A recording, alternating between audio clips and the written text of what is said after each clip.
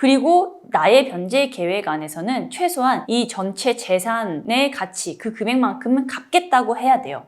그래서 예를 들어서 내가 가지고 있는 모든 재산의 총합이, 청산가치가 1,000만 원이 나왔다고 하면 내가 3년 동안 매달 30만 원씩 갚겠다고 하면 총 1,080만 원이 돼서 청산가치를 보장할 수 있어요.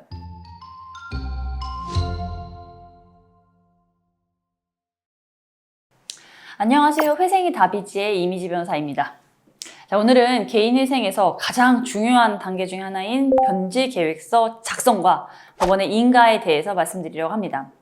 이제 많은 분들이 개인회생을 신청만 하면 이제 다 된 줄 아시는데, 사실 변제계획서가 법원에서 인가를 받지 못하면 개인회생 자체가 기각될 수 있거든요. 그래서 오늘은 어떻게 하면 법원 인가를 잘 받을 수 있는지 그 실제 사례를 들어서 함께 좀 자세히 말씀을 드릴게요. 먼저 변제계획서가 뭔지부터 말씀드릴게요. 변제계획서는 쉽게 말해서 제가 앞으로 이렇게 빚을 갚겠습니다 라고 하는 계획을 적은 문서예요. 채무자 회생 및 파산에 관한 법률에 따르면 개인회생 신청을 하면 14일 이내에 이 변제계획서를 반드시 법원에 제출해야 합니다. 자, 여기는 뭘 적어야 할까요? 이제 생각을 해보시면 금방 알 수 있는데 크게 세 가지가 들어가야 돼요. 첫 번째로는 본인의 매월 수입과 그리고 전체 재산의 현황, 그리고 그 월급이 얼마인지, 뭐 부동산이 뭐가 있고 자동차 이런 재산이 있는지, 이런 모든 것들을 다 적어야 해요. 그리고 두 번째로는 그 중에서 변제 가능한 금액, 그러니까 내가 매달 얼마씩 갚을 수 있는지를 계산해서 적는 거예요.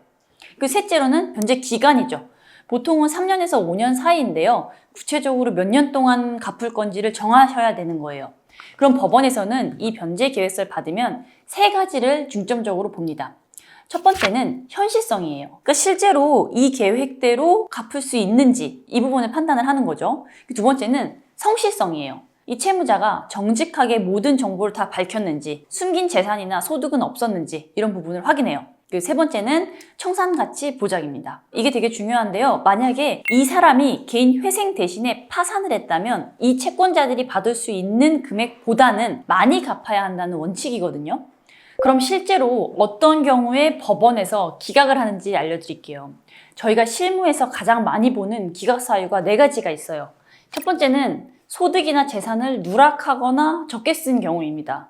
그러니까 예를 들어서 실제로는 월급이 한 300만 원인데 250만 원이라고 쓴다든지, 배우자 명의로 된 예금이 있는데 안 적는다든지 하는 거예요. 이건 성실성의 문제로 걸리거든요. 법원에서는 어차피 국세청, 국민연금공단, 건강보험공단 등에 다 조회를 하기 때문에 거짓말하면 거의 다 들통이 나요. 그리고 두 번째로는 변제 계획이 현실적이지 않은 경우예요. 제가 실제 사례를 말씀드리면 월급이 200만 원인 분이 매달 150만 원씩 갚겠다고 계획을 세우시는 거예요. 그러면은 매월 생활비로 50만 원만 쓰겠다는 건데 이건 말이 안 되잖아요. 그러니까 법원에서도 당연히 이거는 현실적으로 불가능하다라고 보고 기각을 하는 거죠. 그리고 세 번째로는 최근에 도박이나 과소비가 있었던 경우입니다. 그러니까 개인회생 신청서 접수 직전에 한 6개월 동안에 카지노를 막 다녔다든지 명품을 마구 사들였다든지 하는 게 드러나면 기각될 가능성이 정말 커요. 그러니까 법원은 이 사람이 정말 회생할 의지가 있나? 이거를 보거든요. 자, 그리고 네 번째는 변제 기간이나 금액 계산이 법에 맞지 않는 경우예요. 그러니까 예를 들어서 최저 생계비를 너무 많이 잡아서 변제금이 지나치게 작다든지, 청산가치 계산을 잘못해서 채권자들이 받을 금액이 너무 적다든지 하는 거예요. 자, 그럼 반대로 어떻게 하면 인가를 잘 받을 수 있을까요? 이제 실제로 인가받은 사례들을 분석을 해보면 몇 가지 공통점이 있어요. 첫째는 소득과 재산을 투명하고 정확하게 다 밝히는 거예요. 숨기려고 하지 말고 있는 그대로 다 적는 게 훨씬 좋습니다. 작은 예금 계좌 하나도 빠뜨리지 않고 전부 신고를 하세요. 그래야 나중에 발각되는 것보다 처음부터 이렇게 솔직한 게 100번 낫습니다. 둘째는 변제 계획을 현실적으로 세우는 거예요. 본인의 가용소득, 그러니까 수입에서 최저 생계비를 뺀 금액을 정확히 계산해야 돼요. 2025년 기준으로 1인 가구는 143만 5천 원, 2인 가구는 235만 원, 그리고 3인 가구는 300만 원, 4인 가구는 365만 원이 한 달 최저 생계비거든요. 그럼 예를 들어서 내가 1인 가구인데 월급이 250만 원이라면 가용소득은 143만 5천 원을 뺀 약 106만 5천 원 이렇게 되는 거죠. 이 금액을 월 변제금으로 잡으셔야 되는 거예요. 근데 여기서 욕심을 부려서 생계비를 줄이고 변제금을 늘리면 나중에 아무래도 본인이 힘들어지겠죠. 자, 세 번째로는 청산가치를 명확하게 계산을 하셔야 돼요. 본인이 가진 재산을 다 평가를 해서 만약에 내가 지금 파산을 하는 경우라고 하면은 나의 채권자들이 나눠 받을 수 있는 이 금액을 계산을 해보는 거예요. 그리고 나의 변제 계획 안에서는 최소한 이 전체 재산의 가치, 그 금액만큼은 갚겠다고 해야 돼요.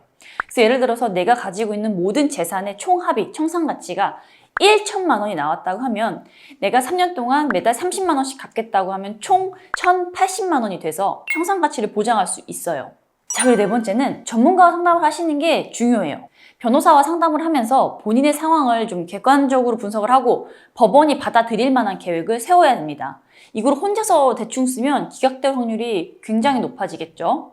실제로 인가받은 좋은 사례를 하나 말씀드리면 자영업자였던 분이 계셨어요. 처음에는 이분이 수입이 좀 불규칙적이다 보니까 변제계획 세우기가 어려웠는데 최근 1년간 매출 자료를 다 제출하면서 그 평균 소득을 계산을 해서 좀 보수적으로 변제금을 산정을 했어요.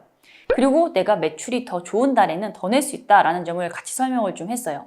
법원에서는 이런 태도로 이제 성실하게 보고 인가를 해줬습니다. 근데 또 다른 사례로는요, 변제계획을 변경하는 변제계획 변경제도를 활용한 경우도 있었어요. 그러니까 처음에 변제계획을 세웠는데 인가 받고 나서 한 1년 정도 지나서 건강이 나빠지신 분이 계셨거든요. 의료비가 많이 들게 된 거예요. 이분은 바로 법원에다가 변제계획 변경 신청을 내면서 이 병의 진단서와 의료비 영수증 이런 것들을 다 제출해서 월 변제금을 조정받았습니다. 또 이렇게 상황이 바뀌면 변경 신청도 할 수 있다는 거를 꼭 기억을 해주셔야 돼요. 자, 그럼 변제 계획서를 작성할 때 구체적으로 어떻게 해야 하는지 팁을 좀 드릴게요. 첫째는 개시 신청과 동시에 변제 계획서를 같이 제출하세요. 그러니까 법으로는 14일 이내에 내면 된다라고 하지만 가능하면 처음부터 같이 내는 게 좋아요. 그러면 심사도 빨리 진행이 되고요. 법원에서도 이 사람이 준비를 철저하게 했구나라고 긍정적으로 봅니다. 그리고 둘째, 모든 서류는요, 그냥 처음부터 최신 것으로 준비를 하세요. 소득증명서, 재직증명서, 통장거래 내역서 이런 것들은 발급일이 오래전이면 아예 안 받아줍니다. 보통 3개월 이내의 것을 요구하니까요. 최신으로 준비하시는 게 좋아요. 자, 그리고 세 번째로는 부양가족이 있으면 그 부양가족에 관련된 자료도 다 챙기세요. 가족관계 증명서나 주민등록 등본 같은 건 기본적인 거고 배우자나 자녀의 소득 자료도 필요할 수가 있어요. 자, 그리고 네 번째는 채무의 목록을 정확하게 작성하시는 게 정말 중요해요. 모든 채권자와 채무액을 빠짐없이 적어야 돼요. 그래서 만약에 나중에 누락된 채무가 발견되면 변제 계획을 다시 세워야 될 수가 있거든요. 다섯 번째는 변제 재원을 좀 명확하게 정하셔야 돼요.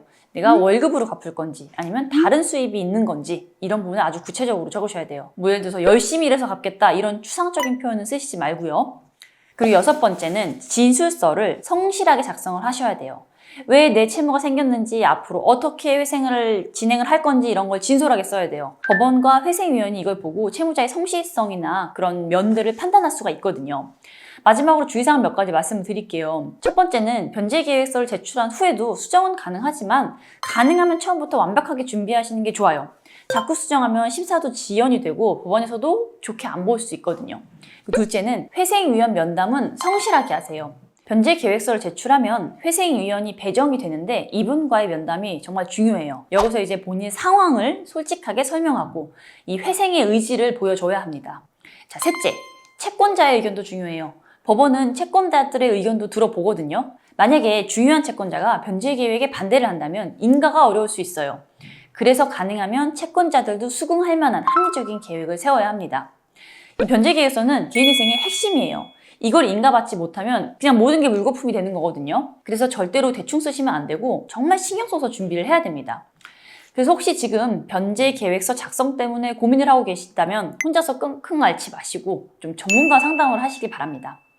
개인회생에 대해서 궁금한 점이 있으시거나 상담이 필요하시다면 아래 고정 댓글로 남겨드린 저희 사무실 연락처로 연락을 주세요. 저희가 최선을 다해서 도와드리겠습니다. 감사합니다.